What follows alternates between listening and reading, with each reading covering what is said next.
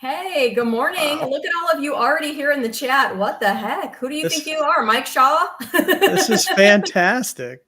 Yes. So I normally don't start this way. I normally wait for people to pop in, but there's already people. So let's go ahead and say hello. So we've got Jen, bottoms up. So thankful for you, Christy. Oh, thanks, Jen. I'm thankful that you're here with me bright and early. It's still dark 30, I'm going to say, because it's 6 a.m., but it's dark out there. Yeah, sorry, Karen. Next time, Karen. She says she's going to miss the live. She would have loved this one, heading to the doctor with hubby with critical heart issues that Oh need my addressed. goodness. Well, that is obviously way more important, Karen. So I'll be praying for your husband that everything goes smoothly with that. Yeah. Hey, Christy. Yeah. I'm getting a serious echo on my end. Oh, that's weird. I only have one tab open. Oh, maybe. Oh, you know what? It's me. It's me. It's you. There we go. I fixed it. Okay, cool.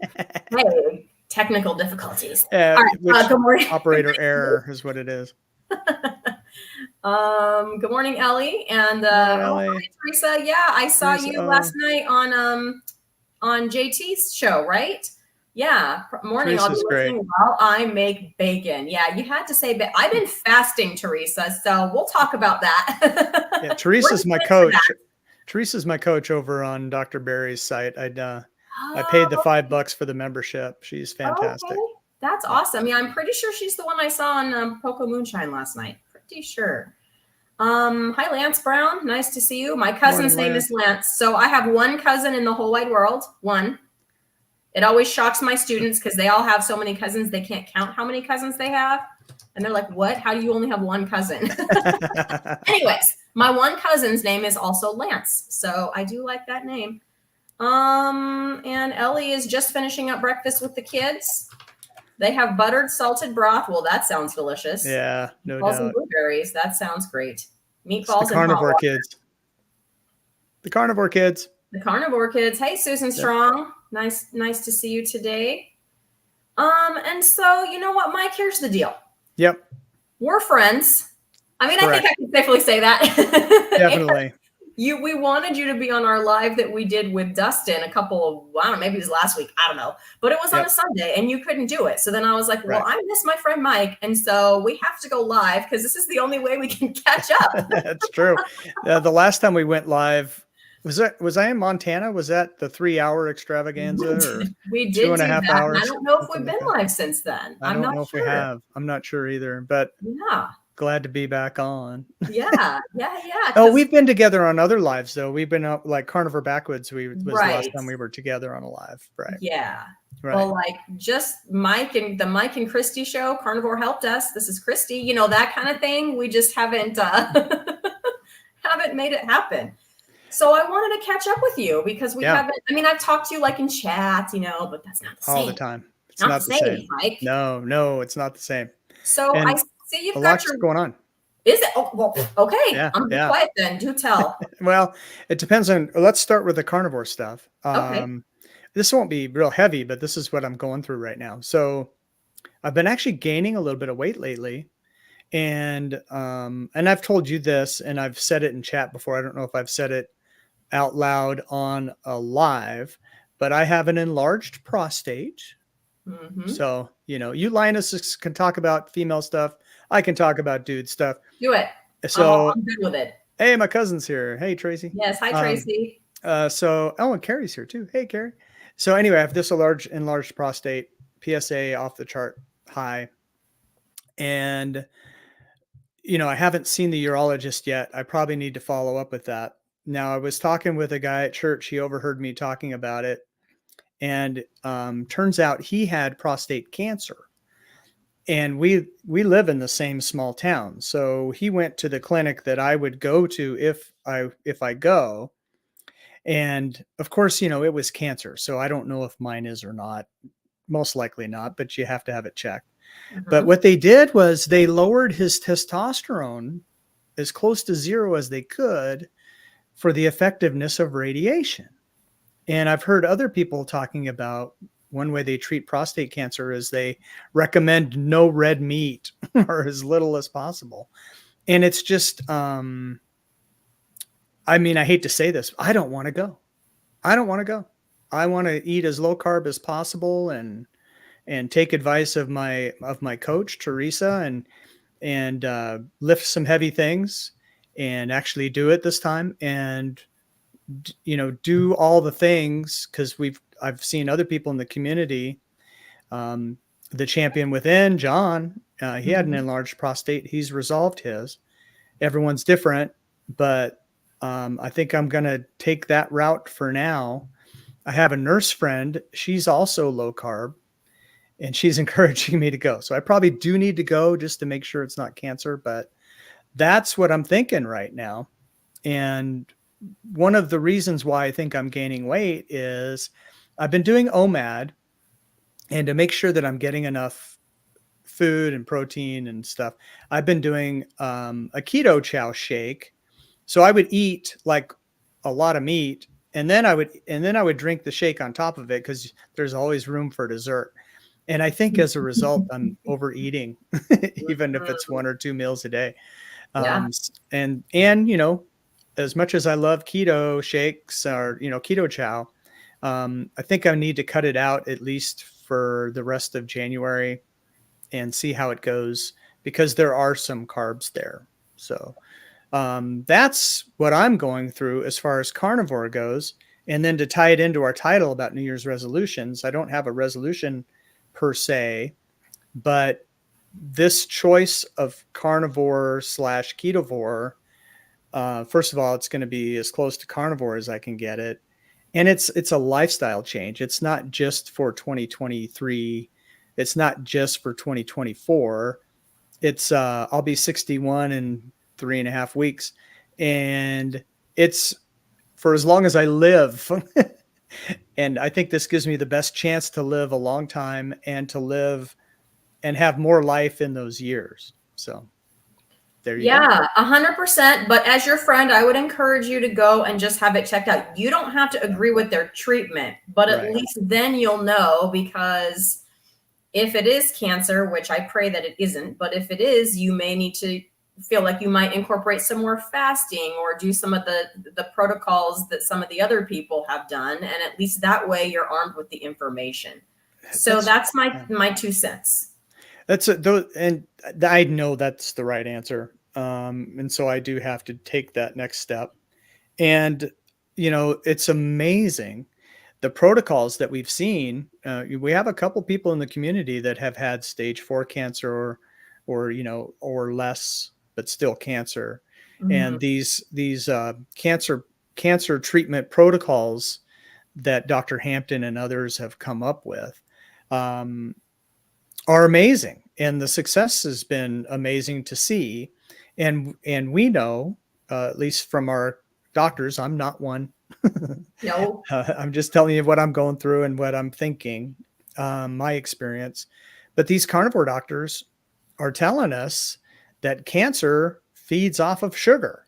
Mhm. And where does sugar come from? It's not just, drinking Coca-Cola, the real thing. It's bread, it's cereal, it's oatmeal, it's, all the carby Right. stuff. Right. I, Potatoes. yep. Yep, it all just goes right there. Mm-hmm. Well, so this is from Todd regarding what you're saying. Check out the Steak and Butter Gang, SBG, Steak and Butter Gang meetings, Mike. Try the priming and fasting protocol. Yeah. So there's Todd's advice. Yeah. The thing about that too, first of all, Todd and Lindy and Michael, they had their Christmas special extravaganza, Yeah. 4 hours and lots of giveaways. And You I won a won, free dude. month. I won a free Yes. month to the Hey, SBG group. Yeah. we'll get over there then. Yeah. And Teresa, my coach over at Dr. Barry. So I'm getting some really good advice. And so, yeah, I always want to throw this in too. I put it in chat, but it's nice to say it in person. Yeah, you know me. Yeah, SBG. Yeah, you know me. Yeah, SBG. Yeah, you know me. SBG. Now you're speaking. That was like popular. That was like one of my jams in Was high it? school. So now you're talking my generation, There you go. Mr. Boomer. Boomer. You're Boomers talking unite. Generation X right now, Yeah, though. that's right. I always say I self-identify as a millennial, which I think you're Generation X, but I'm X. I always say I self-identify as a millennial just because I love tech so much. But Well, here you go, because yeah. Ellie is your friend then. She's she's Gen Y. Thanks, Yep. Ellie. We love you too.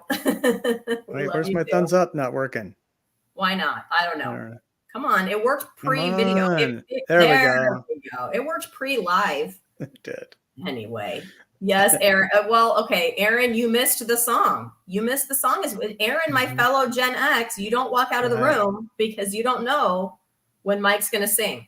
You don't know. Yeah, you know me. Yeah, SBG. Yeah, you know me. Yeah, SBG. Mm-hmm. Yeah. So there you go, Aaron. Oh, Aaron. And we can expound on all these topics because we'll probably be on here for a while. But then the other thing is, I've started doing some weather videos on this channel, and they were doing so well. I don't want to give up the carnivore content. No. So I created a separate weather channel. Did you now? Okay. I did. Okay. Yeah. Okay. And so where can we find you? So it's at the weather Mike. The weather MIKE. At the weather. I'll put it in my chat and see if it shows up. Sorry, I have to look around my microphone to the keyboard. Aaron, I hate to break this to you, but we're getting some rain over here. And Mike said that storm is coming your way and might bring you some snow. So don't shoot the messenger. Nope. Not it. It may be a lot of snow, Aaron, and blowing snow, Aaron. It's similar to a nor'easter, if not a full-blown nor'easter. We'll see how much it strengthens. The last run didn't have it quite as strong, but northern New Jersey was getting half a foot to a foot of snow on the previous runs.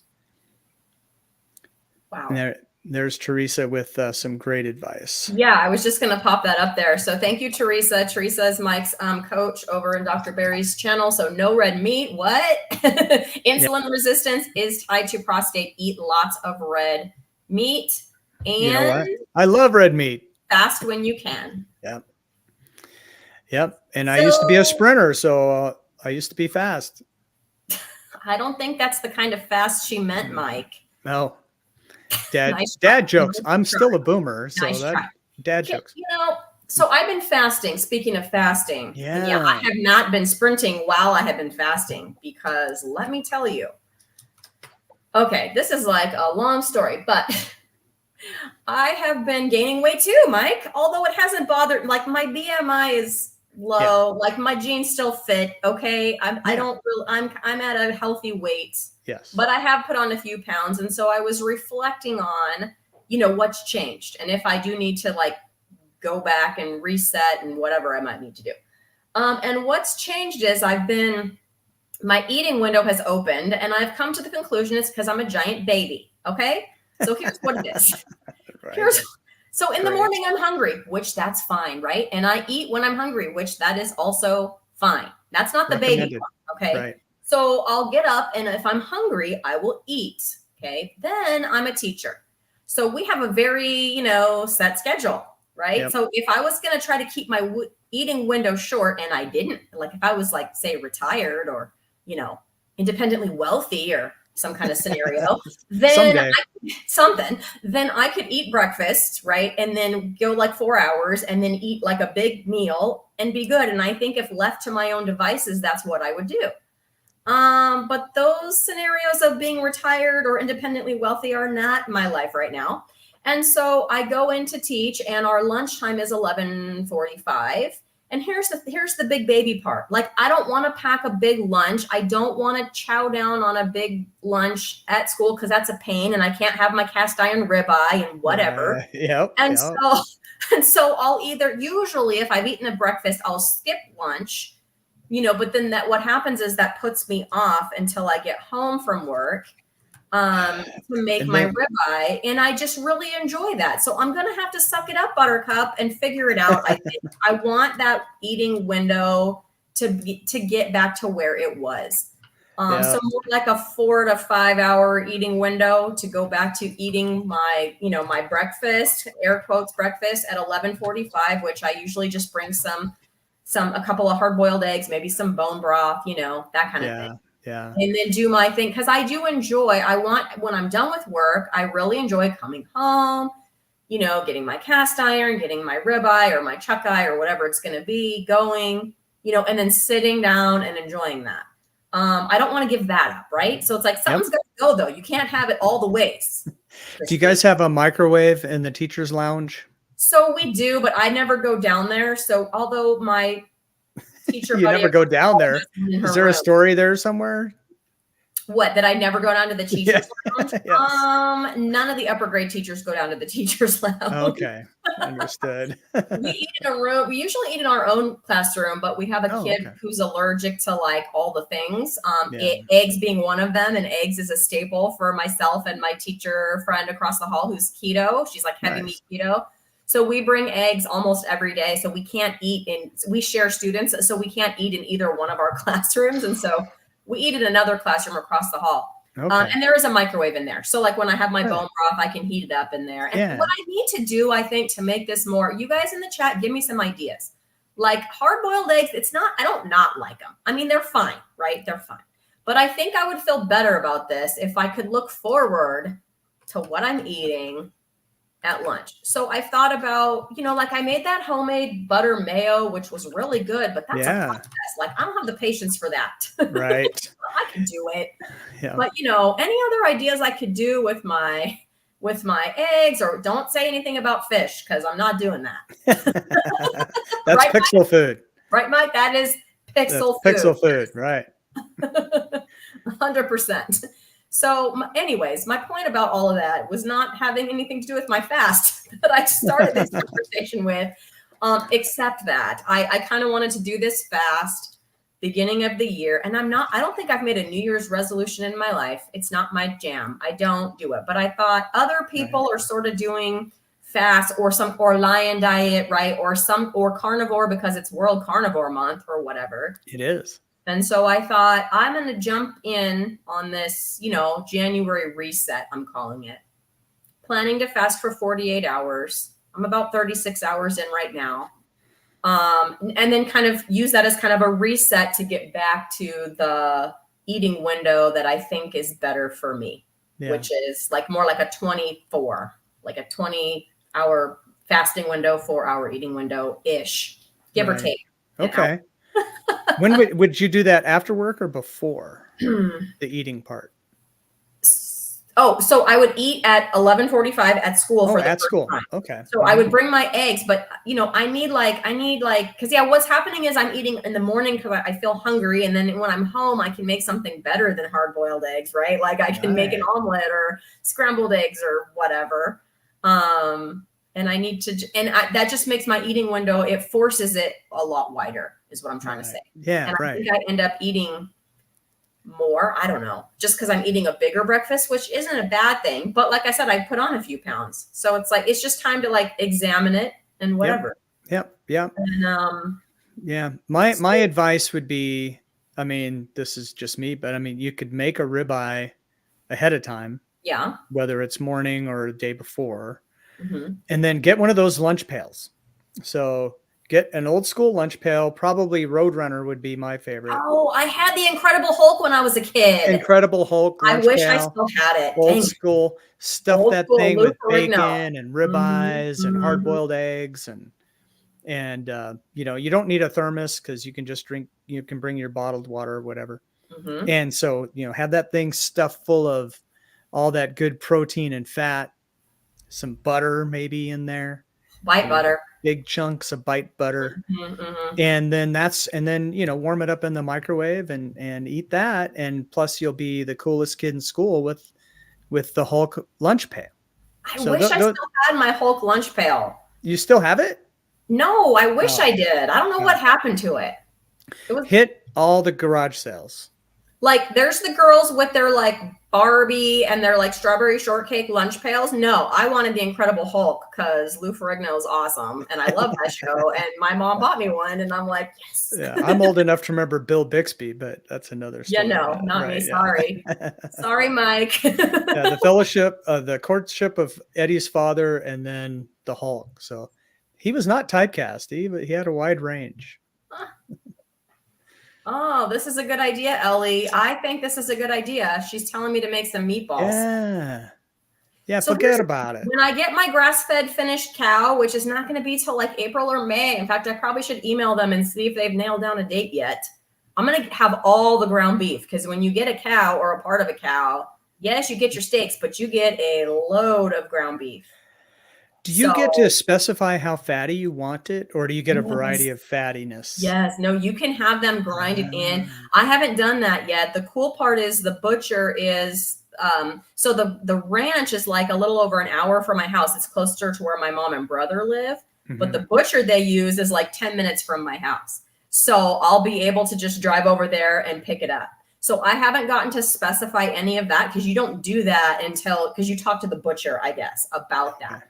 Yeah. But I definitely told the rancher I want all the fat trimmings. Like, don't throw that stuff away. Right. I said I want in some of the ground beef. I want some of the like organ, a little bit of organ ground into it to mask it and still get the nutrients. Beef, but some, just to get some of those. So I'm excited about those kind of things that I can do to customize it, especially because I can get my son to eat like ground beef. Like my older son, that's the one meat I can get him to do. So if I can sneak some liver in there, unbeknownst to him, yeah, it's a trick. It's a good trick. Yeah, right. That's a carnivore multivitamin is liver. That's right. Yeah. So yesterday, I started my fast. Well, I guess it was. So we went to my in-laws' house on New Year's Day. How long are you fasting for? 48 hours. Okay. But it might end up being 60. Because here's why. Because I didn't start my fast until 8 p.m.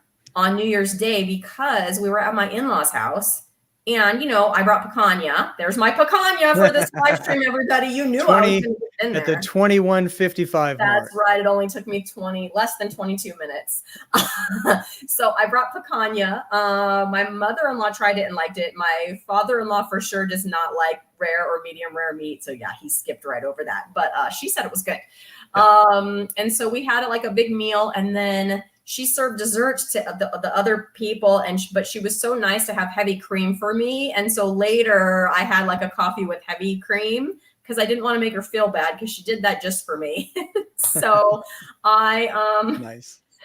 So I did do that. So my fast, I put it in a little life fasting app, starting at 8 p.m. Well, by 8 p.m. tonight, I might as well just go to bed and sleep. Like I could eat at 8 p.m., but if I'm feeling okay, I might just sleep through and, go till tomorrow morning. So, right. So I'm sorry, I have to go back to this. So Rebecca, does this mean you don't know what picanha is? Or does this mean you're like picanha? Ooh. If you're not sure what it is, you are missing out. Ellie, put it in the chat right now. Come on, have my back, Ellie. Picanha is a sirloin cap, is what it is. They serve it also at the Brazilian steakhouses. If you go to a Brazilian steakhouse, it's like the best thing there. Anyways, it's like the end of the sirloin and it's got this juicy fat cap on the end of it. And if you request it from your butcher counter, you can even have them not trim off as much because they will traditionally trim it to 1/4 inch, but you can ask them to not do that and have it like extra. Thicker the better. Yeah, the thicker the better. Right. And so I just rub the outside of that picanha. It's like a small roast is what it is. You can cut it into steaks. I don't do that. Some people do. Anyways, I just do it like as a small roast. It's like about 3 pounds. So I rub it all over with a smoked hickory salt from Redmond that I like, and then softened butter, like a little even softer than room temperature, but not melted, and just kind of slather it all over that picanha. And then I stick it in the oven. It's about 5 minutes per pound at 500 degrees to like blast it. Wow. It's this like delicious crust on the outside. Why not just put it in a kiln? Yeah, in a kiln. Yes, that's right. My kiln out in the back now. My oven at 500 degrees. Then you just turn off the oven and just let it ride for about 2 hours. So the oven just kind of gradually cools off. The inside is like this perfect, like rare to mid-rare, but just like uniform pink, all the way through. The meat juice and the butter kind of land in the bottom and make this delicious like sauce that you just kind of spoon. Oh my gosh, like serious. So good. And it's not expensive. Yeah. So like the regular price of picanha is $8.79 a pound. here, and I think it gives ribeye a run for its money. That's cool. Now you answered my question that I had in my mind, but it was in my mind, so let me say it out loud. Okay. Because I was wondering, is it a type of meat that you need to cook for a long time to really soften it up, or is it one you could slice up and fry it up like a steak? But it sounds like it's, kind of like a roast where you do need to cook it for some time to break down the muscle so it's nice and tender. Yeah. So I looked up, okay, because I was taking this to my in-laws' house and they live about an hour away. And I thought that I had a chuck roast, but I didn't. So I was like, well, I'll just bring picanha, because my plan for the day was to put a chuck roast in my slow cooker. Because that's easy, right? You could just then take that whole thing over. And I thought picanha, because it's like, you're putting it in the oven, and then what? You're going to take it out. You should take it out, slice it up, and eat it. But no, I'm going to take it out and transport it an hour down the freeway. Like, I was nervous about that. But when I Googled like picanha in a crock pot, like that is not a thing. Like, not one. It's like not a thing. No. So I was like, well, I'm not going to be the first one to try it. Yeah. And definitely not picanha in an air fryer. No. So I did it like the way that I just said. And then I put it in the crock pot just to transport. Like, I didn't. And then when we got there, she wasn't ready. So I just put it on like warm. Yeah. Keep and it just warm. kind of sat there on warm, and it was really good still. So maybe I for that. A crock pot could be your lunch pail. A crock pot could be my lunch pail. That's how you could bring picanha to school in a crock pot. In a crock pot. And just keep it plugged in. I have brought picanha leftovers. I am not afraid to eat it cold like a cave woman. I'll tell you that right now. It's not bad. If you're hungry, just cold and cave woman style. Well, you're a lioness already, so and also a cave woman. If you need another show, I don't know how you would have time for that, but you could start the cave woman show as well. So stay tuned, Mike. Yep. You'll figure out a way. Because let me tell you, I'm pretty sure this month is World or National Introvert Month, as well as World Carnivore Month. And I'm like, when the introverts and carnivores collide and take over the world. I have a skit in mind. Mike Shaw. Stay tuned. Just have mercy on us extroverts, please. Aw, I like all my extroverts. It's good. It's just that after I get all extroverty, I just need a break. That's all. I understand. I do. So thank you, Teresa. So Christy, when I got close to my goal weight, I upped the fat and dropped 6 more pounds. Okay. Your body might be getting nervous. Not enough energy is coming in. Okay. All right. I'm gonna, I feel like you gotta try these things for a little bit of time. Sometimes it's hard to be patient. But I feel like I gave eating breakfast a go for like a month, and I just slowly kept, the weight, another pound here, another pound there. And it wasn't like variable. It was just like up. And so it's like, all right, maybe it's time to try something different. Yeah. I'm not afraid of a good bite butter, or, adding butter, or, the picanha with that thick old fat cap on there. I mostly do ribeyes, chuck eyes if the ribeyes aren't on sale, with some butter, that kind of thing. Well, you're so famous with the bite butter. You got a butter ornament. I did. It's right here. Oh, it's right there again. Look at that. It's an ornament. It hangs on your tree. Merry fatty Christmas. That's right. That's the way it should be. So, Ellie, this is so hilarious. Take a crock pot and add wheels and pull it around like a suitcase.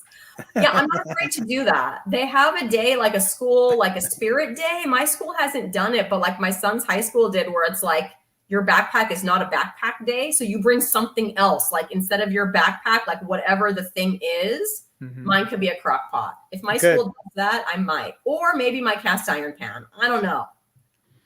Yeah, a crock pot, how big it is, you have to carry it with 2 hands so you don't spill it and stuff.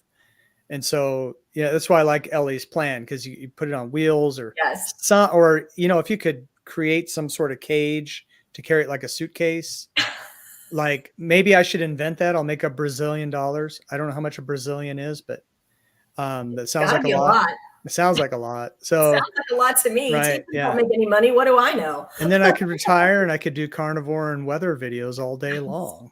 I would watch all your carnivore and weather videos. It'd be fantastic. It'd be fantastic. I forgot to mention we have freezing fog and 18 right now. Okay, we don't. Mm-hmm. Yeah. We don't. It's wonderful. Oh, hi, Carrie. Look Hi, Carrie. Carrie's here. Hi, Carrie. Carrie is sending me a gift, Mike. I smell a challenge. Yeah, I saw that video. Oh, did you see it? I did see it. Yeah, stretchy She made a whole resistance video things. just for me. I mean, Yeah. so special. Yep, she's sending it your way. So you guys are going to have to, I guess, do another challenge with the stretchy resistant band thingies. We are, and we're going to incorporate it into a jump rope challenge too. Oh. So stay tuned. So you talked about John Wood, right, earlier? Yeah. So it's going to be John Wood. He's been jump roping. I'm like, oh no, he is not going to out jump rope me. He could out push up me. Okay, I concede.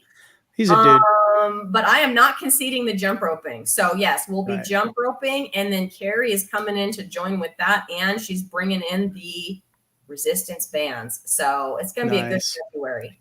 I think for me, if I have, it's not a New Year's resolution, but if I have like a goal, I need to have enough cash flow to join the gym. That's sort of how I work best. For me, if I show up at the gym, I'm going to do the work. So the hard part is just showing up. The other part of that, it's 18 degrees and freezing fog. So I'm probably not going to go for a 3-mile walk. Right. I mean, if I was tough, I would. If I liked the cold as much as I claim, I would. Right. He says he likes the snow, you guys. I think he's lying because he won't go for a 3-mile walk in it. I'll go and take pictures and drive around and slide around corners because it's a blast. But I don't know that I want to walk 3 miles in 18 degrees and freezing fog. But maybe I should try it. It might be good. So Rebecca says, I'm in Tulsa, so not extremely cold, but my daughter moved to Minneapolis area this fall. Her southern self is feeling shocked by the cold. So Rebecca, I'm in Southern California, and I am not leaving. Well, if I leave, it's going to have to be somewhere like Tulsa. Yeah, right. Where we don't get too cold, because I'm very I was born here. I'm not acclimated to it. I would not do well in the snow. It would not go well for me. Well, this next, not the storm you're having now, but the one behind it, might bring some, depending on which model pans out, and they're still working on it. We're a week out, but Tulsa might get some snow out of this second one. We'll see. It's going to be close. Okay. Are you telling me I'm going to have to deal with inclement weather when I go back to work next week? Because I'm going back on Monday, and I'm trying very hard not to think about it because I've been enjoying. I've had 2.5 weeks off. I have another half a week. Yep. I don't want to do that. Because you have storm after storm after storm after storm. So yeah, there's like 3 lined up, and they're coming through California before they strengthen in the Four Corners area and then go where they're going to go. So yeah, I mean, it is. You know what they say? It doesn't rain in Southern California. It pours. Man, it pours. It does pour. If it's going to rain, it's going to rain. There's been now, if it rains hard enough, we've had inclement weather. We've had school closures due to the flooding. Yeah. So because there's a chance where my school is located, it's in a low socioeconomic area, and the roads and the drainage are not great. So if we really get a good rain, there's only one way in. It's like one road that kind of goes through. So it kind of goes in on both, you can go in or out on one road. And if it floods on both ends, they have to close school. Yeah, right. That hasn't happened many times, but it's happened twice, I think, in the time that I've worked there. So we could hope for that. Yeah, it's an El Nino year. And so, you know how El Ninos go for Southern California, generally speaking. Yep. A lot of rain and a parade of storms. So, you and I both might get some time off from school. So as you know, and I don't know if everybody watching knows, I drive a van for a local school district, and I take kids to Boys Town. So if you remember Father Flanagan, Mickey Rooney, that old movie, Boys Town. So Omaha might be the original Boys Town. I'm not sure. But anyway, it's an hour drive. So I pick them up early in the morning. I take them to Boys Town in the afternoon, and then I bring them back. And so that's my job. Now, obviously, if it snows enough, I'm going to have the day off. So that may happen next week, Tuesday. If you get enough rain, you might have the day off. Might. It could Yeah. happen. Do Yeah. you go back to work tomorrow? That's confusing. Yeah. Yeah. Tomorrow for 2 days.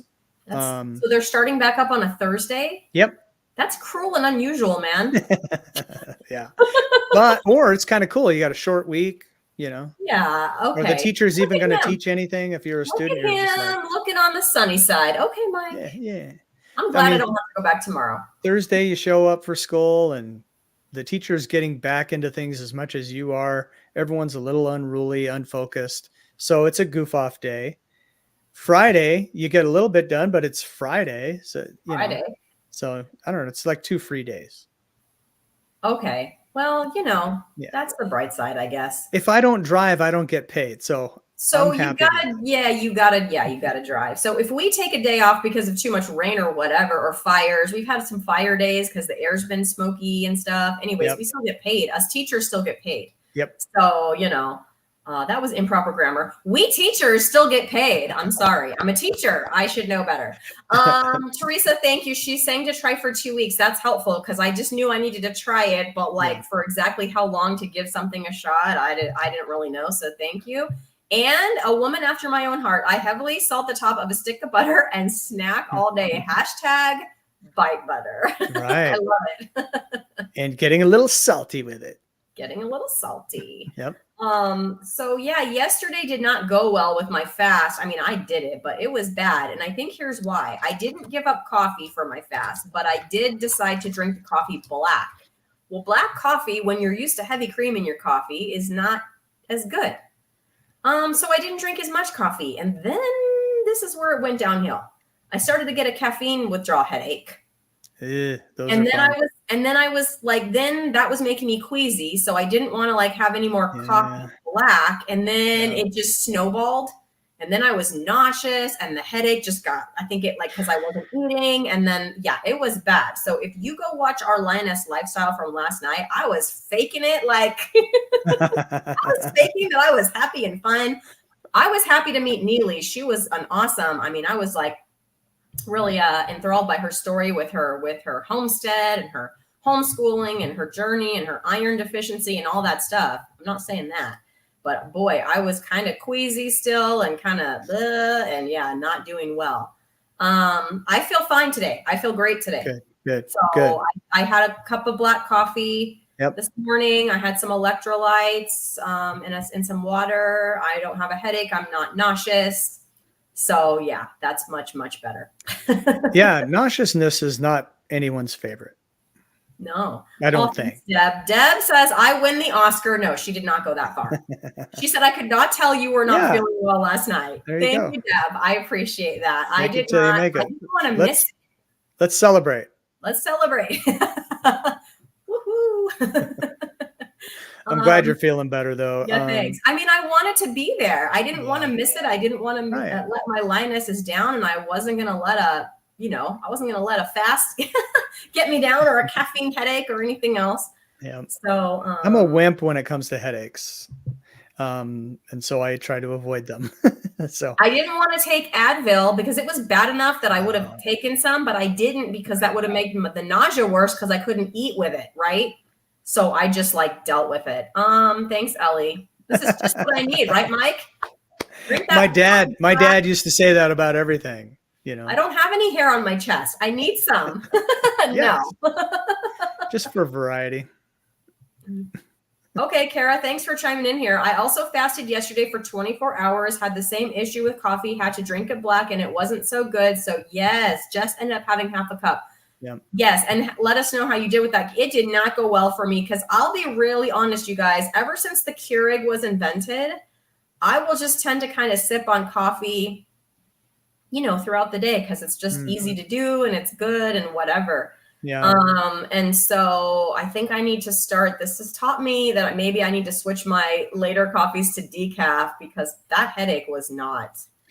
Yeah. Switch your later coffees to water if you can. Water, I know. Yeah. Baby steps, Mike Shaw. Come I know, on. Right. Baby Well, steps. I'm no one to give advice on coffee because, I do stick with 1 cup in the morning, but I put a bunch of stuff in it. Usually some salt, some iodine, some butter, and sometimes if I have it, MCT oil, which I'm out now, but I'll put coconut oil. Okay. Today I didn't do the coconut oil. I just did the butter and the salt and the iodine drops. Yeah. And it's really good. But when you're fasting, you don't want to do that because you want to stick with black coffee. Right. Yeah. Right. Yeah. That was my downfall yesterday. Yeah, But like I said, I'm doing much better today. I feel fine. I think if it was just feeling hungry is one thing, but this was like hungry plus nausea plus dizzy plus headache. It was like a migraine. It was whew, serious. Yeah. I wanted to say hi to Tanya. She says she's in Southern PA, and she said at 8:34, which would be 6:34. This one? Yeah, that's it. I love snow, even shoveling snow. This is okay. Right? We're tracking, Tanya. And Southern PA on this storm that's coming, the one that's hitting Christie now, according to the model runs that I've seen so far, and I've covered them on my new channel and the last few videos on this channel, Southern PA could get a lot of snow from this storm. So that's good. Snow lovers rejoice. Tanya, you heard it here first from our friendly local weatherman. He's local because he knows all the places. He's like, I could tell you about California, Pennsylvania, New Jersey. What do you want? I don't know how this happened. It's a gift, I guess. You remember in school and your classmates struggled with geography? And it came naturally for me. So I have this map in my head of the United States. So it's helpful when you're doing weather. Man. Right. That's really good. I was never good with geography. I remember having, like in college, I remember having to memorize all the countries and their capitals. I was so annoyed. I'm like, half these countries are going to be different next year anyways. Why are we remembering them all? You get me out of the United States, I maybe struggle a little bit more. Oh my goodness, yeah. I did it. I'm not saying I didn't do it, but yeah, it was not like fun. I was just like, I had to memorize all the countries and their capitals. Sounds like you're ahead of me when it comes to world. I mean, I don't remember them anymore, Mike. It's called, I crammed it in there for the test, and then it promptly went out the other side. Okay. Well, at least you admit it. Yeah, right? Not my thing. Hi, Nicole. I popped this right up because she says a quick hello. Hi. Hi, Nicole. Nice to see you. We miss you, Nicole. We've been praying for you. Aaron later. So if you really want to see a live stream go right off the rails, tune in. Perfect. Yep. Well, it's my last day off before going back to work, and I have a ton of work. I'm working on 2 websites and some other things. Yeah, it's just been crazy. And so when I get overwhelmed like that, I tend to goof off more. So I might be there. Okay, cool. Well, you know it's going to be a good time. Oh, yeah. With the 3 of us, I mean, you don't know what's going to happen. And then Renee and I will be in the back of the room throwing stuff at people in the chat. Yeah. So you give us detention. Yeah, I just might give you detention. That's all. Right. Yeah, it happens. Happens a lot. Put you in timeout. Yep. Hey, Lainey. Hey, Lainey from Western Australia. Good day. Serena. This is Ellie's daughter, Serena, Mike. So look at what she's sending us. I mean, have you seen so many hearts ever? With a supernova explosion or whatever that is. That's so cool. 6 weeks until Valentine's Day. That's right. We're ready. Now we're ready. Now we're ready. We have enough hearts to take us through. So that's amazing. Yeah, no doubt. Golly, that's awesome. It's almost like Pixel walked across the emoji keyboard. That was close. I don't know where she went. She was in here. She'll be back. Yeah, she'll be back. She's always around here somewhere. She'll be back to attack me or something. Yeah. So specifically on the title, New Year's resolutions and other topics. Okay. Do you do resolutions? Do you have a resolution? No, I have never once, I think ever that I can recall, done a New Year's resolution. To me, it's just another day on the calendar. I often wonder what all the hoopla is about. But, like I've said it a few times now.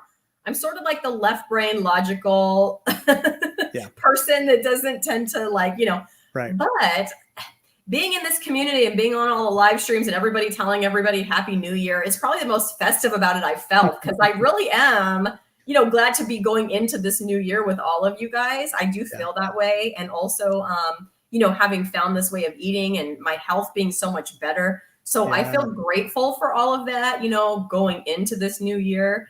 I'm not one to stay up till midnight. My husband used to always try to get me to do it. I'm like, nope, I'll be in bed.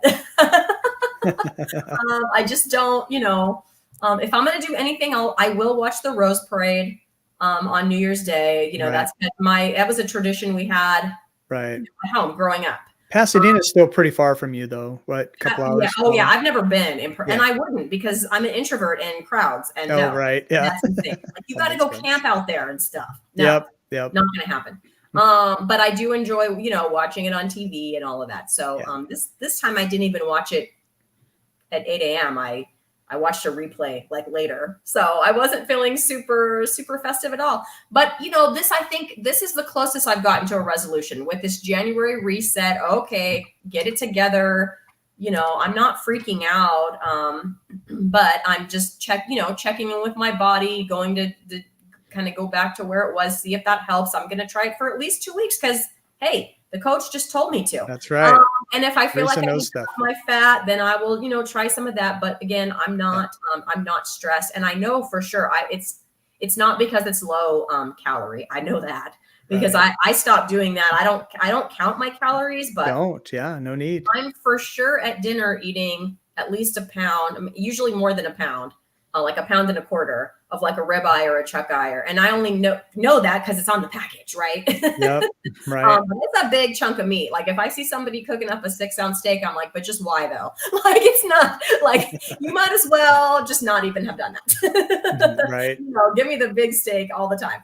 Cook more than you need and then finish it if you can. Yeah, that's right. So anyway, I mean, it's fine to each their own. I'm just saying that's what I think when I see a little 6-ounce, or a steak like that. I'm like, you need about 3 more of those. There you go. Right. But anyway, yeah. So it could just be a fat thing, or like what my theory is, it's the eating window has just gotten quite wide, and so maybe it's that. I don't know, but yeah, this is the closest I've gotten, and I'm kind of doing it now because other people are doing it now. So it's like community has become very important to me. I'm the only carnivore in real life that I know. So yeah, right. So I know a couple here, which is nice. Yeah, that's cool. I mean, I know a couple, like my mom is keto, my teacher BFF is keto. Yep. So it's not like I have nobody, and especially when I go for family holidays at my side of the family, it's super easy because I know my mom is going to bring all the meat and it's fine. And it's all going to be, something I can eat and I don't have to feel bad about it. And we're kind of doing it together. So if they're going to make fun of us, it's going to be the both of us, not just me. Safety in numbers. I should have checked in with my brother before this live stream because he told me he was going to go carnivore in January. Oh, cool. And I have not spoken to him, and it is January 3rd. It sure is. So there's that. I got to check in with that boy and find out how it's going. See what's going on. And at church, I've got the bass player in our worship band he's carnivore. And then my friend Deb, who comes into our chat sometimes, she's carnivore. Okay. And, low carb most of the time, carnivore. So, So it's great, so sometimes we get to visit and compare notes. I know our bass player, Dave, he's encouraged me a couple times because he's on the other end of the success.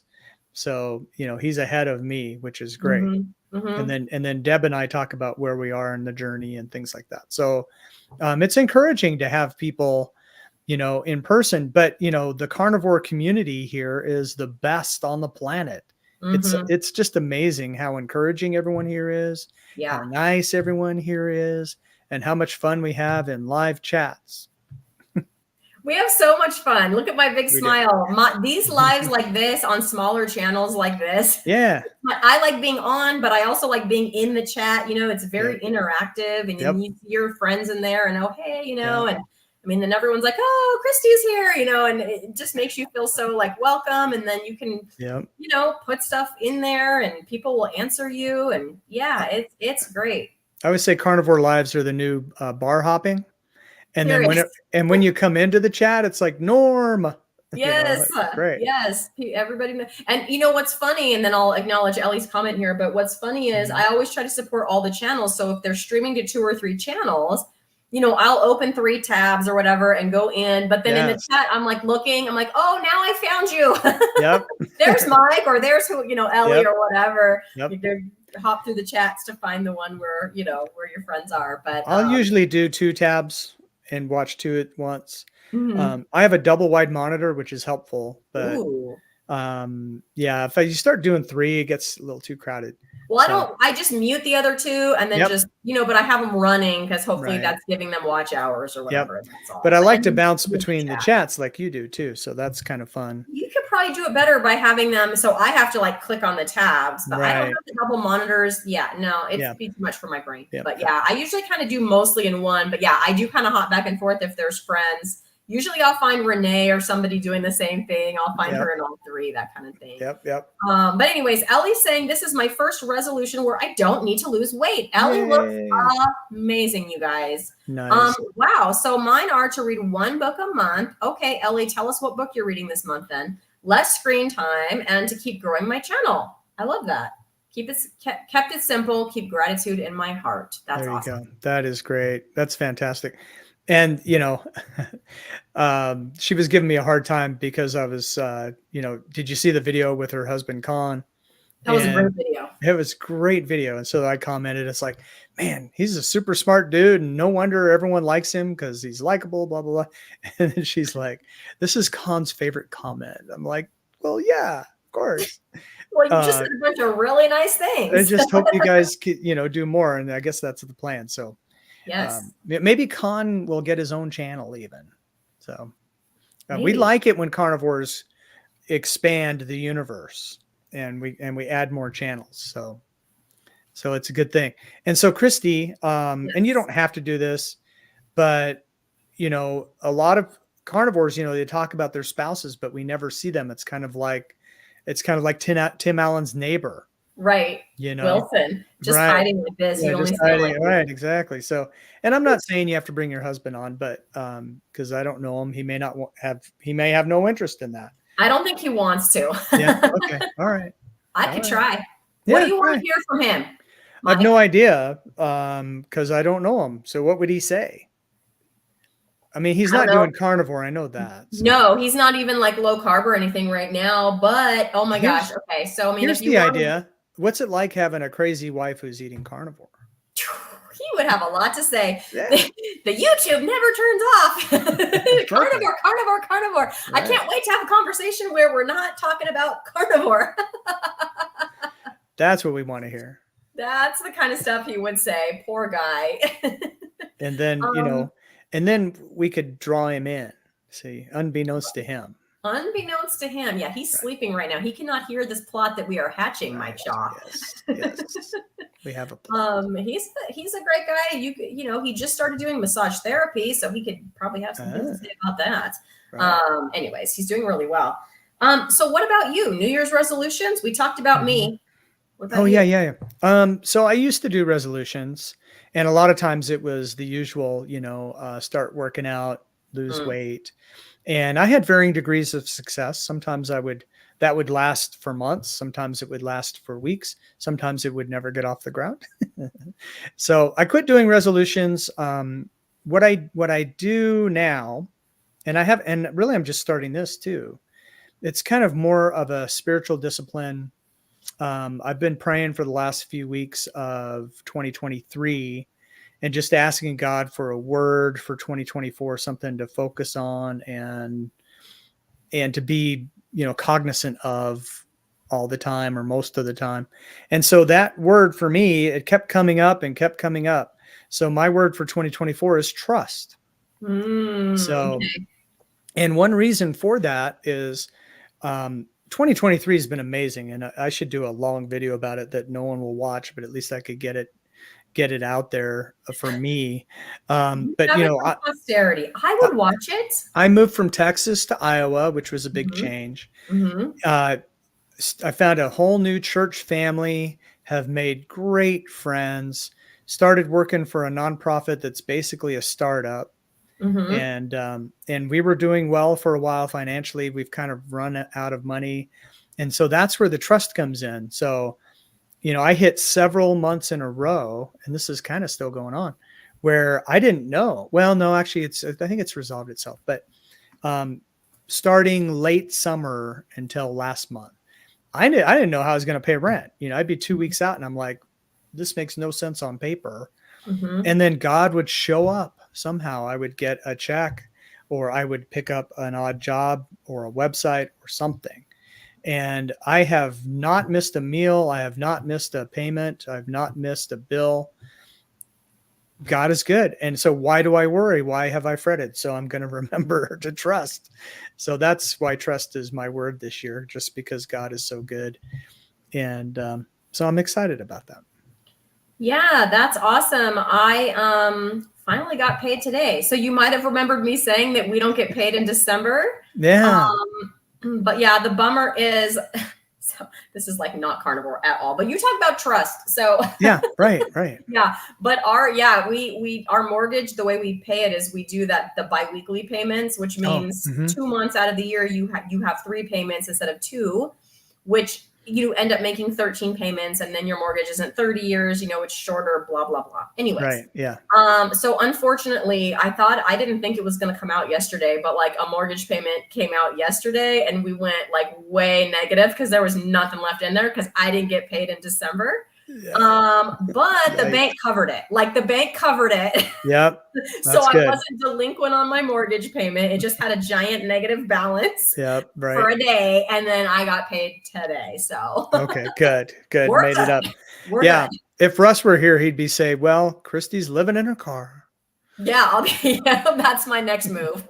Yeah, serious. No, it worked out, but yeah, it's rough not getting paid in December. I know it just seems silly because it seems like, well, it's like 5 days, but yeah, when stuff like that happens, it's like, well, I mean, that's just the way it is. I get paid once a month. Yeah, I get paid once a month, and my husband hasn't been working for a year because he's been going to massage therapy school. So not only did we lose an income, but we paid tuition and gas money and all of that, all the things, books and all of that goes into that. Yeah. So yeah, he wasn't working for a year. So he just got hired and he's only had 1 paycheck. So, we haven't we're catching up. We're working on catching up now.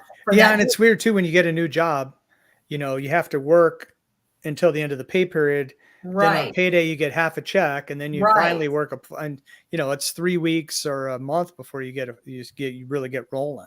Correct. So yeah, he'll get his first like real paycheck, like based on all the things you just said, on Friday. So I feel like, okay, whew. But yeah, fortunately, our bank did not say, no, sorry, there's no money to cover this mortgage, because that would have been a whole, thing with the mortgage company. So that didn't happen. So it's fine. That's good. That is good. It all worked out. You don't need to be living in a van by the river. No, I don't. No. I got 2 kids still. So I have an idea for your husband. This is a market he could go after. So in this community, the Sean O'Mara, Dr. Sean O'Mara fans, the Christy fans, people that you have encouraged to sprint. Yeah, there's a few. And some of them might need a deep muscle massage. There you go. To help work out those sore muscles. Although I'm hearing carnivores don't get sore really, but. Oh, when I sprinted every day for that month of September, I was sore. Yeah. I was sore. Yeah. And earlier, so I'm not sprinting while I'm fasting because I just felt horrible yesterday. I'm just going to wait. But no, there was a couple days, I was definitely sore. It's usually the quadriceps. Well, you should have done every other day, as you admitted later and found out later, because you just didn't give yourself time to recover. Right. Correct. So, but I mean, you're young and you could get away with it. So that's good. I remember when I was really young, 16, 17, playing football, and you start the season with 2-a-days or daily doubles. And talk about, it's a good thing you're 16, 17 to recover from those workouts. Because I remember in between workouts, I'd be taking a nap and I'd wake up and I couldn't get off the couch. My legs were too sore. You roll off the couch and figure out how to stand up. And then once you move around, it works itself out. But anyway, that's a market for your son, for your husband. It's a good market. He will do deep tissue. Not every massage therapist does deep tissue. There it is. So he will do that. He'll make $1 Brazilian. He will. When I first started sprinting, there was more than just my quadriceps that were sore. Like, I don't know what they're called. Let me know if you guys know what they're called. Even when I made the video about it, I'm like, I don't know what these muscles are called, but they're the ones on like the front of your ankle that makes your foot flex up. Like that was sore. Yeah. That was sore for like a week and a half from like picking my feet up to like to run. Cool. And then that went away. And then it wasn't sore after that. But my quadriceps stayed. Yeah. My quadriceps stayed sore that whole month. And now even when I sprint, you know, I'll be sore like the next day and then feel better. But yeah, I love it. I don't know what these are called though. I was going to ask you too, because you have been adding challenges, right? Yeah. So it's not like it's like, oh, we're done with that challenge. Let's move on to the next. You've been adding them. Right. Which is an encouragement and just amazing. An example. But do you think your weight gain, because we didn't really address this, is your weight gain muscle, do you think? Or can you tell your clothes are not fitting the way you like? So for sure, some of the weight gain is muscle because I gained that muscle in September too, like as proven by my scale. Mm-hmm. If I get on my scale now though, that, you know, because my scale is like that body, whatever scale that tells you like muscle and fat and all that stuff. Right. All that muscle is still there. It didn't go away, but it's telling me that the more recent weight is like either fat or water or something. I don't know. I didn't look at it really closely. I don't think it's all muscle. I mean, my clothes, I can still wear the same clothes. The pants are a little tighter. I'm pear shaped. So that's where it all goes. It goes right to the thighs every dang time. But I mean, I'm still in the same size and it's not like as, I don't know, wobbly, because there is a good muscle under there from all the sprinting. I'm still doing squats. If you watch my recent heart attack chicken fried in bacon grease video, I'm showing how I fit in fitness. That's an amazing video. I almost put that in the comments. It's a workout video and a cooking video in one. It is. I did that video about fitting in fitness that nobody watched because nobody cares. So I'm like, well, if I show how I fit in fitness while I'm cooking fried chicken, I mean, that's got to be a win, right? You're doing counter push-ups while you know. I didn't make you watch them all. I told you how many I did, but I didn't like I fast forwarded the speed and like didn't put all of them in there. It's cracking me up. I'm like, Christy, the consummate overachiever. Here's what it is. I get bored. If I'm standing there for like 8 minutes waiting for chicken to fry, I can't just stand there for I got to have something to do.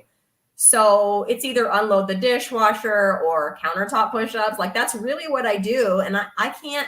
So you said you're going to join the gym. I'm going to hold you to that, Mike. Yeah, I need to. Join the gym and you're going to go. But anyways. I will. I just need the cash. Yeah. Yep. So I can't do that. It's like too much intense focus on that one thing. Like I get bored or something. And I don't know.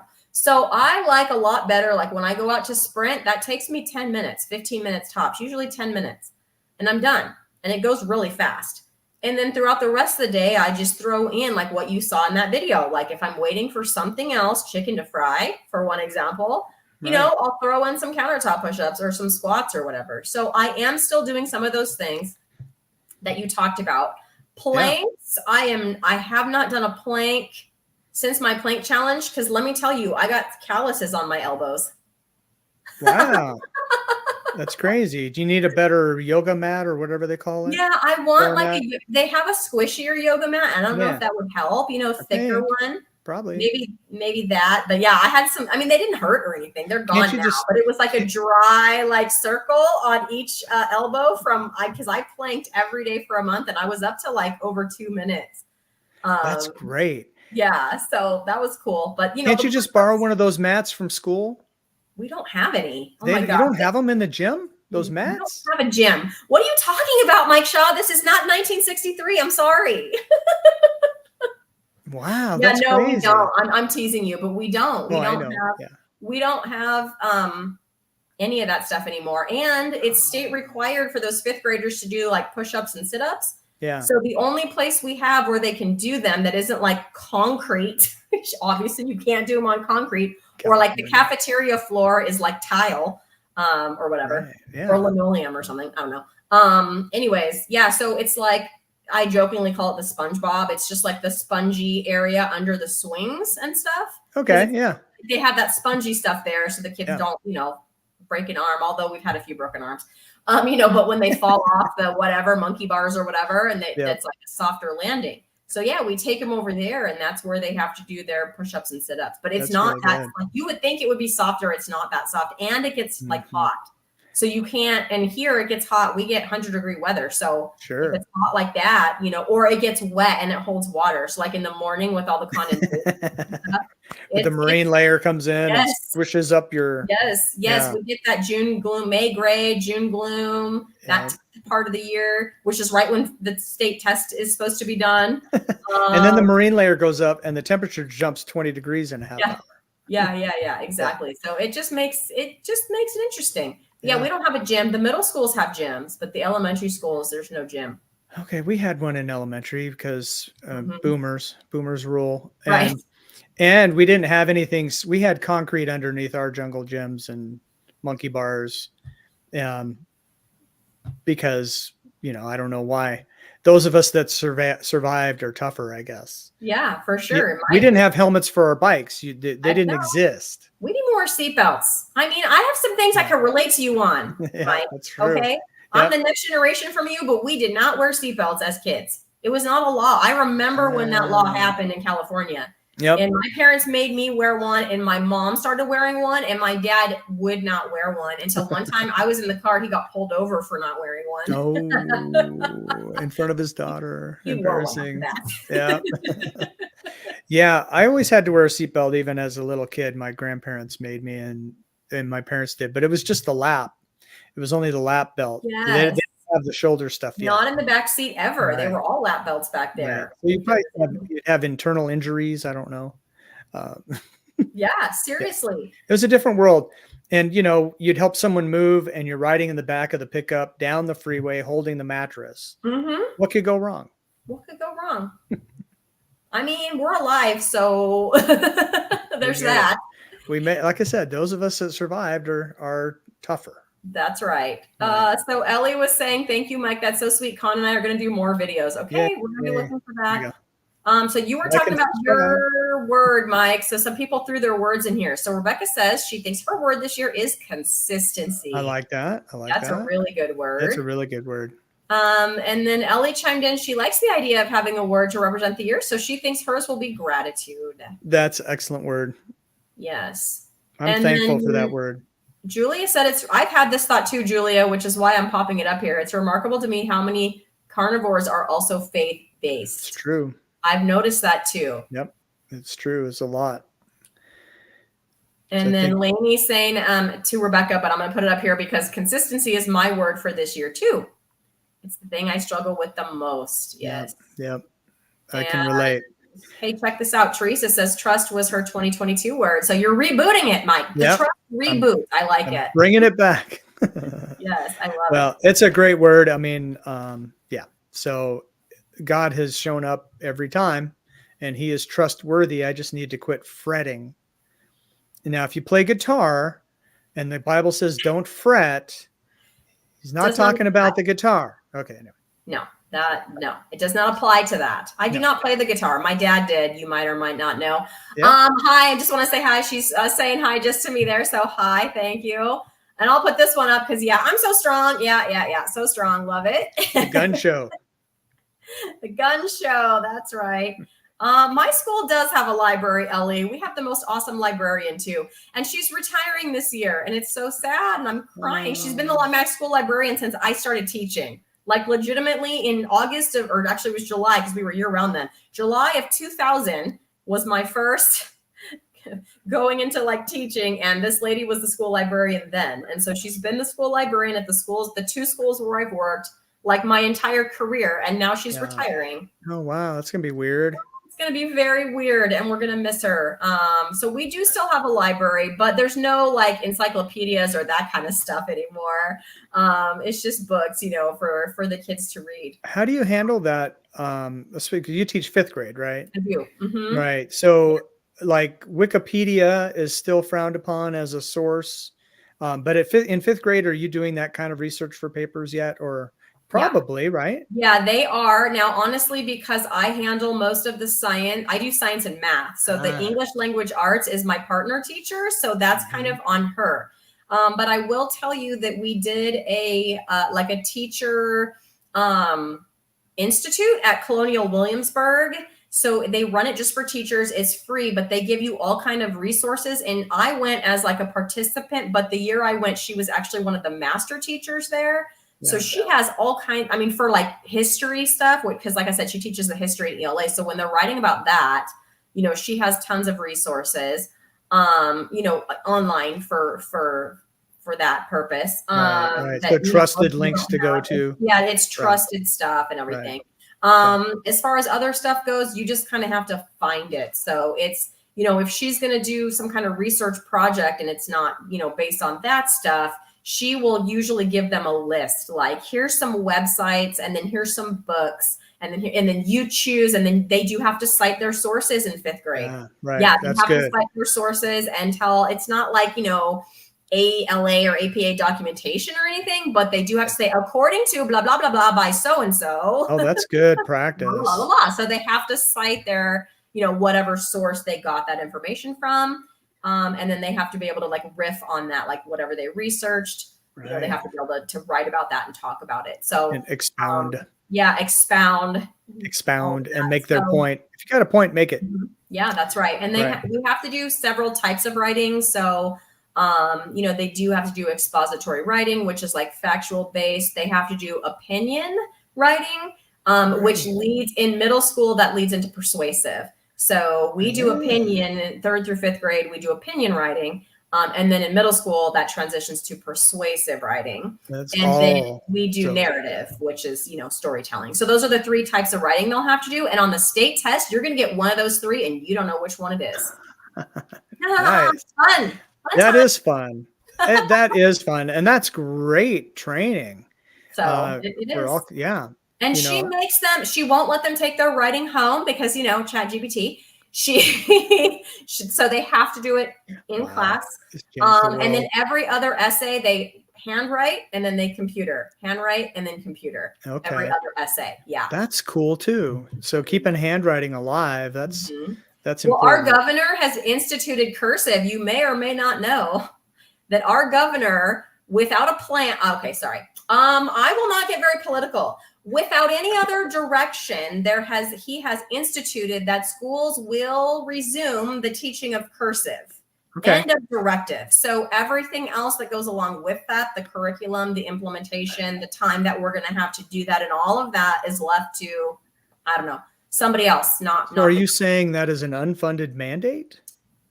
Yes. Yes. Okay. I'm pretty sure that's what you were saying. Yes, that's what I'm saying, Mike Shaw TV. But what kind of funds do you need? Can't you just stand up there and say, okay, kids, here's what you do, and just do that on your paper? We could teach school with a stick and a rock, Mike. Yep. Don't you know? And a potbelly stove in the middle of the room, and all the grades are together. Yeah. Yes. Just give me a stick and a rock. I got it. Flintstone style. It's fine.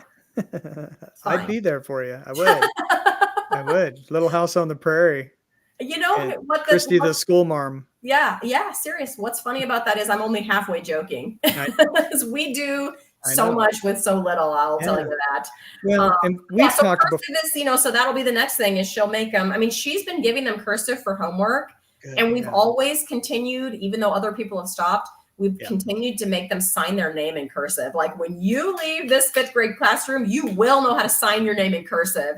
If there's one thing we're going to teach you, so that we did do that. And then this year, before the mandate, you know, came out, she's been giving them cursive like for homework, you know. But of course, that all comes out of her copy budget and everything because it hasn't been provided, you know, the practice pages and all that kind of stuff. So she's been taking that on, which the parents were super grateful for. Like at back to school night, you don't even know how many parents were like, oh my gosh, I'm so glad you are doing this. Yeah. You know, but there's a lot of connections between the left and right, you know, brain hemispheres that cursive does.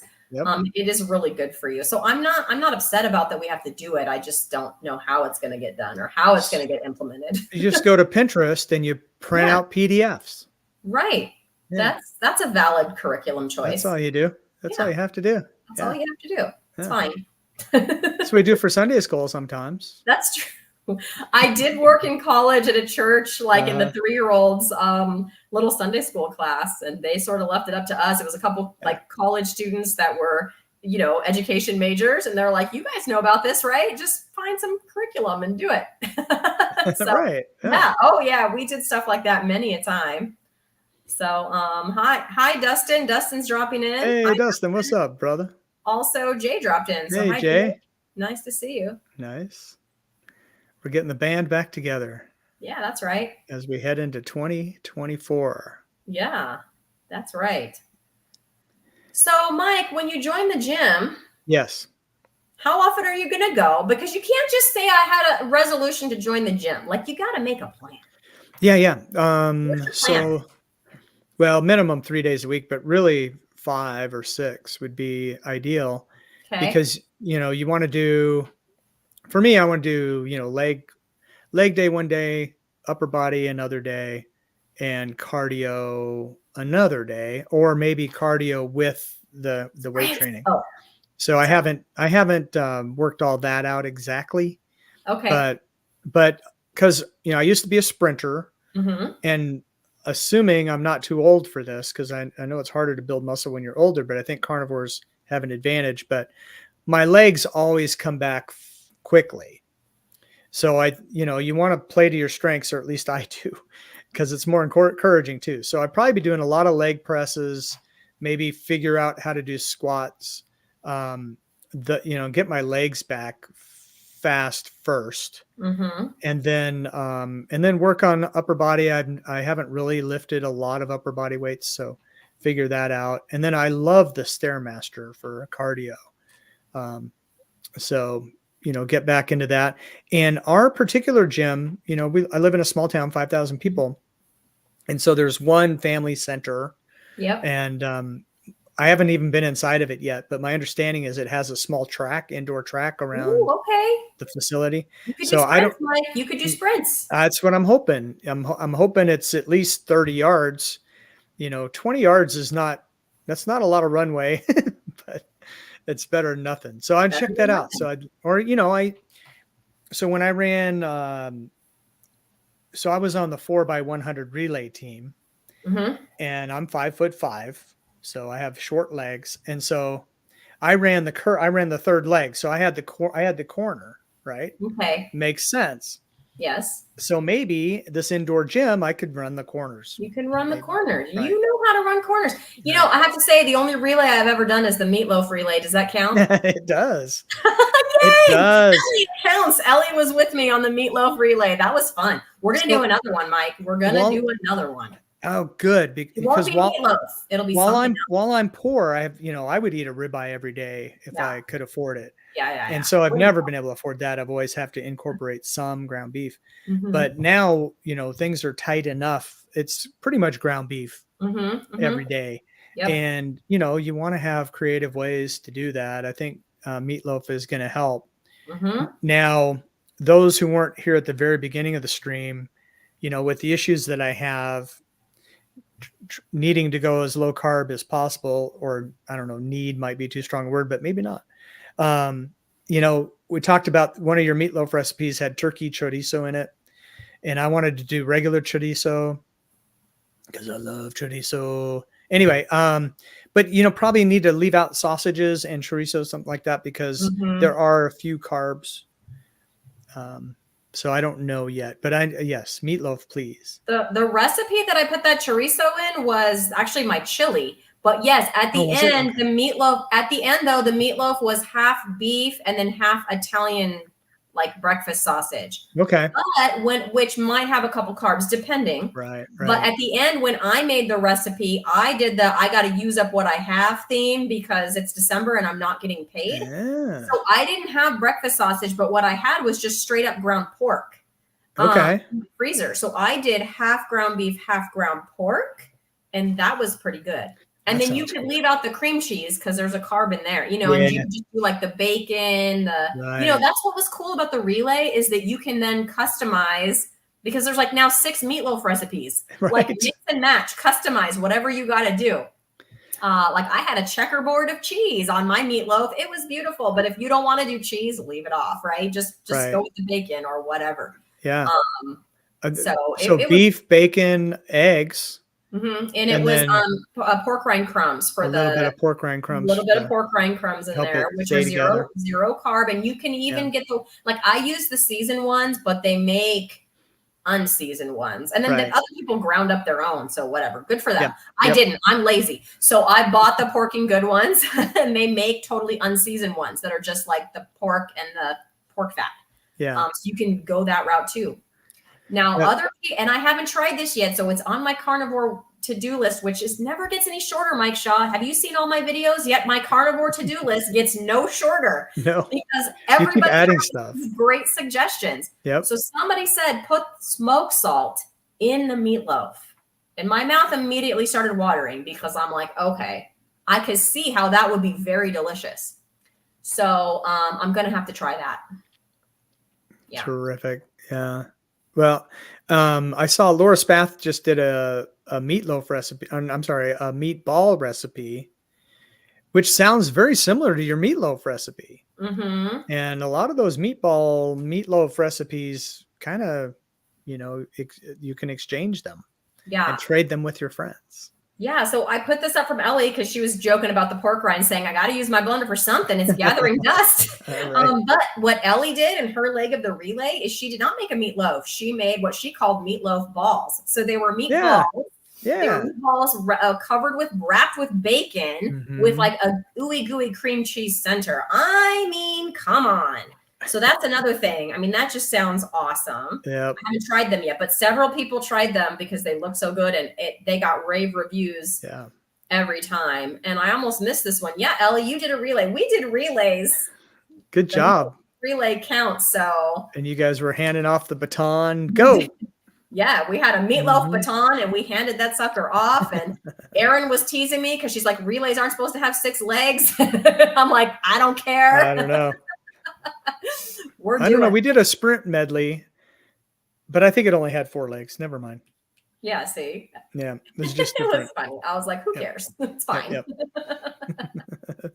It's all good, man. And everyone gets encouraged. Everyone gets to try new things. I think that's one reason why your cooking videos do so well. You always say, well, I'm not a chef. I'm not a cook. I'm a high school home ec trained. That's where I got my training. But I think, the reason why those videos do so well is I think you are a cook and a chef. You don't measure anything. I don't. And the other part of that is, we're all looking for ideas on how to, to give this carnivore diet more variety, even though there is a lot of variety with lots of different types of meats and those types of things. So, how many times can we all know each other pretty well. And so we get to hear each other's stories over and over again. And that's fine because there's still new people coming in all the time. That's right. And so we have to keep repeating those stories. But, if I've heard your story 3 or 4 times, but you're doing recipes, that's new. I mean, you get very creative with your channel, and no shortage of content. That's one reason why you're doing so well. It's pretty fun.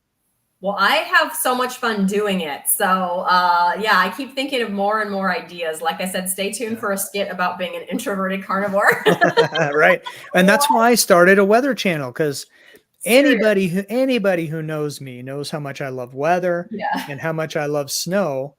I mean, I've moved here in March, and when we got 2 inches of snow last month, I got 3 texts from different people. Yeah.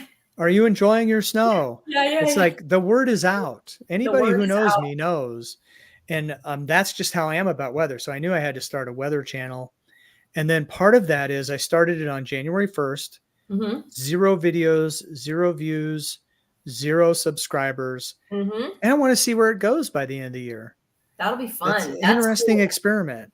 So you have yours from the beginning of the year. So mine was not like that, but it was, August, I think it was August 29th, I want to say. Yeah, that was me. 0, 0. I had never even pushed the record button on a video camera, like in my life, or a phone or anything, because if anyone was going to do that, it was my husband. Yeah. I don't I'm not the sentimental type, like I said earlier. So if I'm doing something, like if it's my kid's birthday or whatever, I just want to enjoy the day. Like, I don't want to be like this. So whatever, I might not have pictures later. I don't know. But That's like, me. he's me. very into that. And so if we have videos and on pictures, it's all because of him. So thank you for doing that. But I'm not the one to do that. So I've just literally never done it until, August 29th. I guess I'm going to find out what this big red button does. And you dove in and you taught yourself how to edit, and you've gotten better and better. Yeah. And you've learned how to talk in front of the camera, and you've gotten better and better. You're even framing up your shots better and better. You got the wireless microphone, so your audio on your cooking videos is better and better. Yeah. It's been amazing to watch. And when did you get monetized? Oh, like 2 weeks ago. Okay. So August to December, 0 to monetized. That's pretty amazing. That's 4 months. I'm feeling pretty happy with the progress that it's making. I hope it continues because I'm just having fun. So I'm not ready to quit. Yeah, right. And when you say monetize, what's funny is you guys would laugh if you saw it. It's like, you made 20 cents on this video. Gee, thanks. You mean that video that I put hours and hours into? Great. It's fine. That's how it starts, though. That's how it has to start. That's how it has to start. They don't pay you till you reach $100. Right, which I'm not even anywhere near. So do you know if that rolls over? Here we go talking YouTube. Sorry, guys, if you don't have the channel. Yes. So it rolls over. Yeah, so it accumulates in the first 4 weeks. Yeah. Okay. Yeah. Okay. I got a $100 check from YouTube back in 2011 or something. A long time ago. 2011. And that didn't last you through these tight times you just went through, Mike? Come on. Well, I invested it in Tesla. And I was rich. Yeah. And then I was broke. Right. Yeah. That's how it always goes. Take profits, people. Anyway. Yeah, no, I think I spent it right away, probably on a phone, knowing me. Probably on a phone. Yeah, I would not disagree. I'm going to go with that theory. That's probably what happened. Did you get your new Pixel? I don't even know which one it is. You were going to get a Pixel something. The latest Pixel. Did you do it? The Pixel 8 Pro I do not have yet. Okay. And I'm still going back and forth. The iPhone 15 Pro. The problem is it's twice as expensive. However, there's a wrinkle that just came up. So a friend of mine has not been able to get a hold of me for 6 weeks, and there's something wrong with her iPhone, but she hasn't been able to text me or call me. And so she finally emailed me, and so she's a dear friend and a client. So I've gone back to the iPhone. And see, there's my Apple Watch. Okay. So that you can talk to her because it was only calling Apple to Apple. What are you trying to say here? Kind of. So my Pixel phone is for photos again. Yeah, she wasn't able to text or call. And I know why, but to try and fix it for her she lives in Arizona. So for me to try and fix it from here just would have been impossible. So and I was thinking about, this is my gadget thing. I go back and forth between phones all the time anyway. And I was kind of was having the itch to go back to iPhone anyway. So I did. So you did. So there you go. Okay. So Twin Maples is here saying hello from Northern Neck, Virginia. Northern Neck, Virginia. And Twin Maples has an opinion. I had a Pixel. It died after less than 16 months and can't change the battery. So it's pricey trash. Pricey trash. So I've had problems with the Pixel 7 Pro. I think I got one of the lemons. The 6 Pro had more lemons. The 7 Pro fewer lemons. I caught myself on the grammar there. I was going to correct you. No, just kidding. I only correct myself. Yeah, right. Yeah, same here. I might correct people in my head, but not out loud. And myself included. I'm harder on myself than anybody. But anyway, the Pixel 8 Pro has even fewer lemons. So they're getting better. But yeah, I got a lemon on the 7 Pro. I had connectivity issues, which there are videos on this channel about that when I was doing phone stuff. So yeah, that's the other part of the Pixel equation. I love the software and I love the hardware. Their cameras are amazing. They take the best pictures of any smartphone. My opinion, it's subjective. But Apple still is king on video, and their photos are pretty darn good. So yeah. So I didn't want to lose this question because if anybody asks a question, I want to answer it. So Twin Maples, yes, I am still on holiday break. So is Mike, but Mike has to go back tomorrow. Wah, wah. I'm off the rest of this week. I go back on Monday. You guys, okay. I hope my principal isn't watching. There's no way she's watching. She emailed us last night. Like, she didn't say we had to do whatever it is she was asking us to do. Like, we don't have to do, but she emailed us. So now it's in my head. Like, why? Just why? Like, she's not that kind of principal. Like, she wouldn't tell us to do it now. She's not telling us to do it now. But she's saying, when you come back, I need this, this, and this. Thanks. So in now case you want to get an early start. Yeah, right. Like, without saying that, she's pretty much saying that. I'm not going to do it. I don't do that. I don't donate my time to the school district here. But yeah, that was like a little bit. I'm like, she said, enjoy your last few days of break. I'm like, yesterday we still had like a week left. I'm like, what are you talking about? We'll have a third of our vacation still. Stop. I knew it was going to go by quickly, and it sure did. Yeah. So yes, Twin Maples, and I am just pushing that thought as far away from me as I can. I will hit the ground running on Monday, back to school. But I'm telling you, we start in August now. We start like the second week of August. It's crazy. It's early. And then you just go and there's no breaks at all. And I know all of you that don't teach, I mean, we have a lot more breaks than anybody, but I'm just saying there's no breaks at all until you pretty much get to, Thanksgiving. So it's a long haul, the first section of school, but then it's like, you got Thanksgiving, you got Christmas. In February, we have like President's Week now. So it's not just the 2-3 President's Week? President's Week? What? Yeah, it's like the whole week between those 2-3 day weekends is now we just get 5 days off right there. Wow. And then depending, like our school district, although we call it spring break, it still kind of follows Easter. So we kind of live in a more conservative area. That's good. Which I know, who knew there was any left in California? But anyway, our spring break still does follow Easter. Okay. So wherever Easter is where spring break's going to be. It's early this year. Yeah, so we're going to get that. And then, the next thing it's, we get off around June 8th or 10th, like somewhere between in there, like depending on the calendar. A little later than we were used to. Yeah. Yeah. So, but after spring break, it's like, and then, summer's a lot shorter. Like I said, we go back like August 10th. So we get from June 10th ish to August 10th ish. So it's really only 2 months of summer, but that does allow for, like I said, President's Week. And like Thanksgiving's a whole week now. Like when I was a kid, we had 2 days for Thanksgiving, like Thanksgiving Day and that Friday. Yeah, exactly. Yeah. So I have to put this up because you have MLK Day, right? On the 15th. Yeah. MLK Day on the 15th. So there's a lot of, there's like the 3 day weekends too, like sprinkled in. Right. Twin Maples is saying, Christy, stand your ground on that push. Teachers are abused by the admins. Expectations are ridiculous. I used to teach middle school special ed. So used to, congratulations. But you hear what I'm saying, right? Twin Maples, like I'm not wrong. Oh, look at that. Oh, look at that. My camera doesn't do that. I can sit here and do this all day and I don't get little hearts. Yeah, I'm not sure how it happens. That's super cool. Anyway. So Twin Maples gets me because it's been there, done that, got the t-shirt. That's right. Thank you. Okay. Thank you, Teresa, for stopping in. She's off to help the masses. Go help those masses, Teresa. Thanks, T. Yeah, She's been helping me.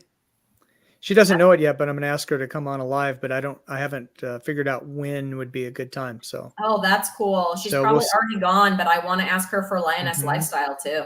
Yeah. Great idea. It'll be great for that. Her story is amazing. I don't know if you've heard it. No, because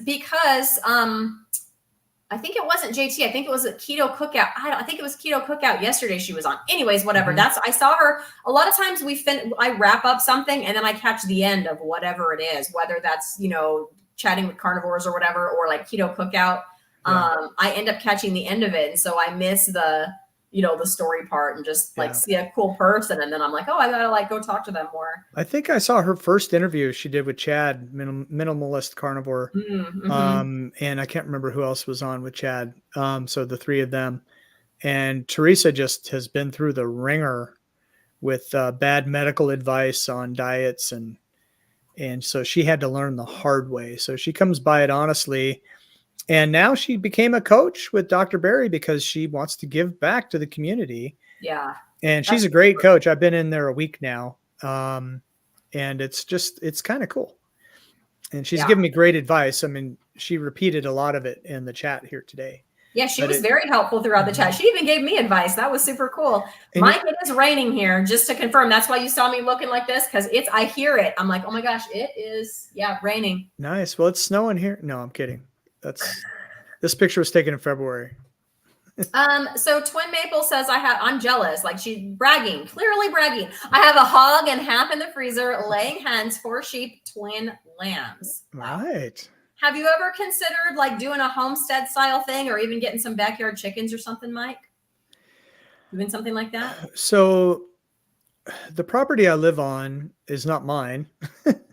Right. I think they would, we could probably work something out, but I'd have to build a coop and fence it in and things like that, because their dogs run around, and then there's a neighborhood up the hill. Some of their dogs run around. Okay. But we have already. You said dogs already too many times for my liking. Yeah. And we have wild turkey on the property. Okay. We have pheasant on the property. I mean, it's like 5-10 acres. But I mean, there's a bunch of wild turkey that just walk around. So the dogs don't bug them. So I don't know, but I'm sure there are other critters that like to eat stuff like that. So. Well, like, anyway, we have coyotes still. Like, I'll be driving to school. School's like a 10-minute drive for me, and there's just like coyotes. Yep. Sometimes. I mean, not every day, but like I see them frequently enough to know that if I had chickens, I'd have to worry about them. Did you see the video a day or two ago from Tucson? There was a coyote that went. Oh, the cat. My in-laws were telling me, and they said it was hard to watch, so I didn't watch it because I'm team cat all the way. Oh, no, this is different. Oh, okay. It was a coyote on top of a car at a car dealership howling. What? Yes. Okay, that's amazing. Okay, so that I got to go see. Yep. No, they were talking about, and they're like, we think the cat got away. Some coyote trying to get a cat, and it was caught on like a Ring camera or something. Okay. And the cat like kept trying to climb up, and then the coyote kept grabbing it and pulling it back down, and then finally the cat but then it like cut off. But they're like, we're pretty sure the cat got away. I'm like, I can't go watch that. Right. For sure. Full of life. Howling. I don't think I've heard them howl. I usually just see them early in the morning, probably heading back to their den somewhere. Running across a field. Sometimes they'll go across the road. Yep. Mm-hmm. Yeah, coyotes got to eat too. That's right. Just don't eat my cat. That's all, coyote. Yeah. I mean, when I lived in Tucson, rabbits around here. Go find one of them. That's lots of rabbits. I lived in Tucson 15 years, so we had lots of coyotes, but they had lots of rabbits to eat. But people knew, if you have a small dog or a cat, they're not allowed outside but unsupervised, especially not at night. Yeah. 100%. Yeah. I hope you find a way to show these pictures, because I love a good before and after picture. Right. 2016. Okay.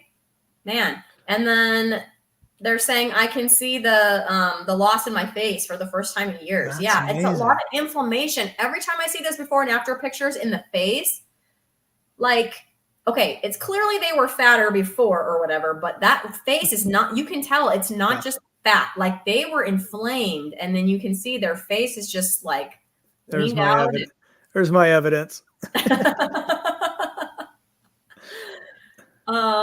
So Twin Maples is on it with this too. Premier One electric fence keeps the predators out. Okay. When I went to the chicken farm, remember that interview I did, Mike, at the chicken farm? That was fantastic. I love that video. About the dogs, the big dogs they use they'll like back down a mountain lion. Yep. They will. I'm like, okay. Yep. We had mountain lion in Tucson too. You don't want to see them. No. But I've seen a couple driving like way down the road. Okay. But I've never seen one like I've seen one in a zoo. I've never seen one like that. Would be scary. Well, where I grew up in Canby, Oregon, we're the Cougars. So there you go. Oh, well, my college mascot is the Cougars. Okay. So there you go. Go Cougars. Go Cougars. All right, Mike. Well, this has been great. As But always. it's been like, we're like coming up on an hour and 45 minutes. Yep.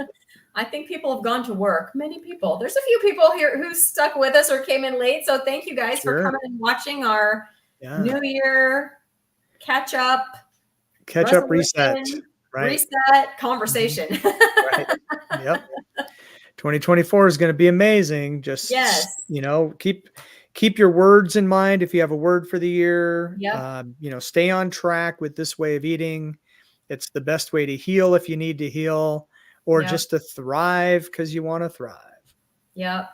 So I had a long conversation with my mother-in-law on New Year's Day regarding the proper human diet. And I'm really hoping that she jumps in. I think if it was just her and not my father-in-law, she would do it. But I think she feels very like they do everything together kind of a thing. You know what I mean? So but I'm really like hoping and praying, because actually they both need it, her more for weight loss and him more for like other inflammation things. But I mean, and every question she had, and then at one point my husband was like, isn't that cool how everything you're saying, she has this like scientific answer to give you? Yeah. Like, yes. Yep. The University of YouTube Carnivore Community. That's right. So I'll keep you guys posted. I'm really hoping. I know she wants to. So we'll see how that goes. But I'll keep you posted throughout the year on how that's going. It's like we've all been red pilled, and we have found out that metabolic health means health. It's everything. Yeah. So I think with that is a great way to sign off, Mike. So thanks for coming on with me to help keep my mind off my fasting.